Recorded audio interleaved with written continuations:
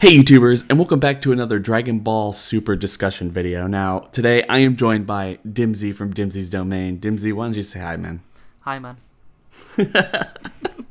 There you go. There you go. Okay, guys, so today we're going to be talking about a little bit of a theory that I had or something, just going forward with exactly what it is that we saw throughout this last arc of Dragon Ball Super. And one of the big things there that a lot of people had kind of fell over themselves for was Super Saiyan Rose, the whole kind of pink Super Saiyan god. We don't actually know if that was a god or anything, but I had a theory and I was going to just throw it out there to Dimzy and see what he actually thought about this. So basically, we know that in order to become a Super Saiyan god, you need to do the ritual, or you need Whis to train you, something like that. And then you also kind of need a pure heart. That was one of the things, is like 6 pure-hearted Saiyans must be there to actually make Super Saiyan God, and we know that Vegeta and Goku both have pure heart because of that ritual. And maybe that is kind of, when Whis trains you, that's also one of the things that needs to happen for anyone to actually become a Super Saiyan God. And then I was thinking, like, well, okay, but then what is Super Saiyan Rose? Because I know a lot of people would think, well, that's just kind of his interpretation of what Super Saiyan is, not just Super Saiyan God, but just pure Super Saiyan. But it had kind of the same aura, the same kind of milky, glistening look as to it that the Super Saiyan God looks had. So I was thinking, like, one of the big things they were talking about with this arc was, the whole Zamasu making tea, and it kept going from, black to, pure and everything, because apparently his heart was pure or evil or anything like that. But, even Gowasu was tricked by Zamasu's quote unquote, here, air quotes, pure of heart tea, and he's like, okay, well, no, he must be fine, like he's directed, he's focused, he's everything like that. But we all know he was evil.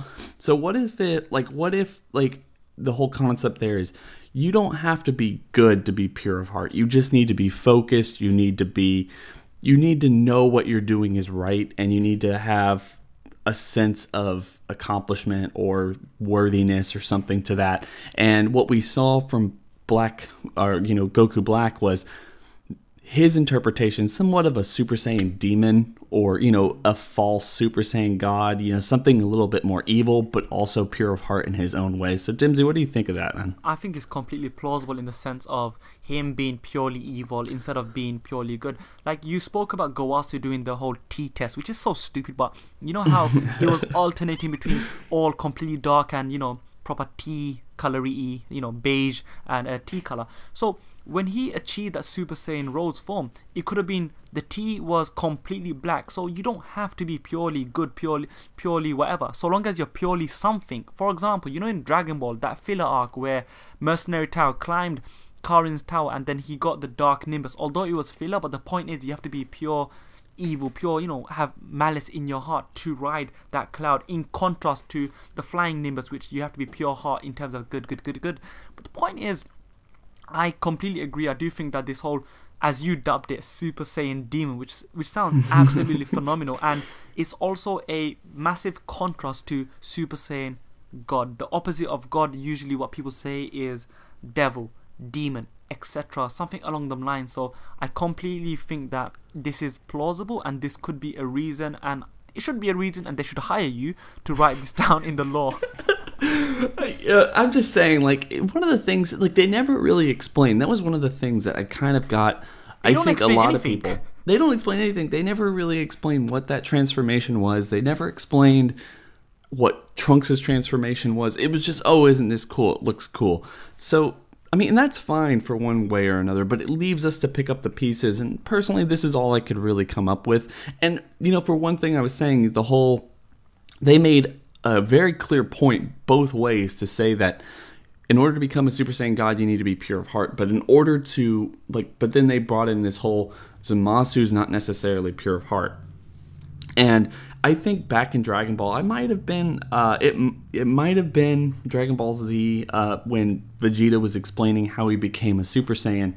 And they're like, you have to be, you have to I'm not necessarily sure. Like, you need to find a need from within, but it can come from a lot of different places. I think whatever your resolve is, you have to be pure-hearted in whatever resolve it is. Like, Vegeta wanted to be stronger, but he was purely just thinking about that. Whereas Goku, it has to be a heightened emotion. And I think Zamasu's ability, or Goku Black's ability to become Super Saiyan Rose, was his heightened emotion, his pure anger towards mortals, because it's you have to be very emotional, I guess. Goku was angry that Frieza killed Krillin. Vegeta was angry that Goku surpassed him. Zamasu was angry that mortals were able to tap into such a power, which is unheard of. So I think you have to be really, really strong in that resolve. Also, I do think that, you know, the whole Super Saiyan Blue aspect, they said in interviews as well as just in the anime itself, it's all about tranquility as well, inner tranquility, inner calmness. So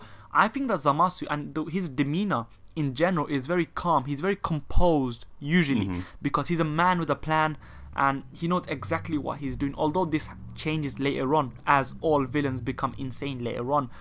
He was completely happy with his evil nature. He thinks it's right. So in his warped mind, in his mind, he's thinking that, okay, I am justice, I am righteousness. So his form of good was actually evil, but he interpreted it to be good. So if anything, in his head, he's thinking, hey, I'm pure of heart, I'm good. I am the justice that needs to be brung on to these mortals. And at the same time, because he was so calm in what he's doing, and he's just convinced he's doing the right thing, so he has this tranquility in his inner self. So he had tranquility, he has the pure of heart, wherever it may be, and that's how he could tap into Super Saiyan Demon. I like that, because like that was the one thing that all that was making me think of was that, remember that scene where Zamasu's sitting there drinking tea and Black is just sitting there like sitting down, and he gets up and he just like completely effortlessly turns Super Saiyan Rose, and like just sitting there and like feeling the power, just standing there, not doing anything. Like the transformation is almost kind of null and void. I mean, it's not shaking the world. It's just there because he's just so in the moment at that point where he's just turning it into this transformation and then turning out of it just to kind of showcase the new power really calmly. I mean, it's just like his whole concept as a character is so calm, and he has this inner perspective of himself, like you were saying. So that was my whole concept, is if this transformation, if this concept of who he is so pure-hearted, even if it's evil, it was able to actually create this completely new transformation that we've never seen. And if this is true and something that we're going to keep going, like see more and more of, it would be really interesting for them to kind of explore this transformation in general, and not just to go, well, yeah, it's something that Goku and Vegeta can do because, you know, whatever retcon, it was like Super Saiyan God 2 or something like that. I don't want to see that. I think a lot of people don't want to see that. If you're going to bring up this new transformation, and if this is the only time we see it, that's fine. But if they ever bring it back, then it should have a legitimate reason, something like this.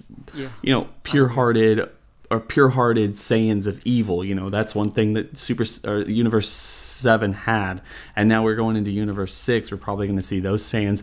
I mean, are some of them evil enough to actually have that transformation, and maybe even have this transformation? What if 6 completely pure-hearted Saiyans of nothing but evil, you know, depraved-hearted Saiyans like Cold Hands? Do they become? Calm down. You're going off on one again. You need to calm down, Mark. Reel yourself back to reality. Real. Yeah. But like, I feel like, but I'm just saying, like, that to me, that would be something interesting and worth watching and worth seeing going down the line. Probably not. I'm probably just throwing a whole lot to the wind right now, and nothing's gonna actually come of any of this, and it was just kind of a one-off like everything else. But I'm just saying, it's a cool concept. They can bring it back, and we could see a little bit more of it in a more in-depth, this is what that actually was, and learn more in the lore, but also have some awesome transformations going forward.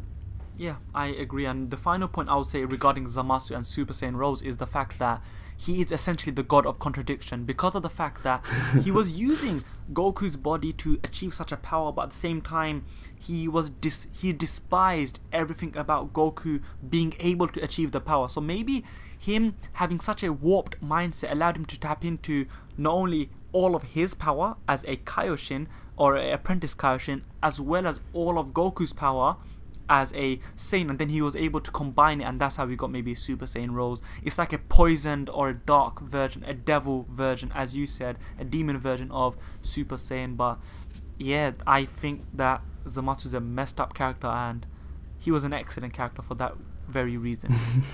I completely agree, and hopefully, you know, maybe he'll come back someday, but we never know. I mean, they didn't necessarily leave it off on that, but I mean, maybe that's a discussion for another time. Anyway, guys, we're going to leave it at that.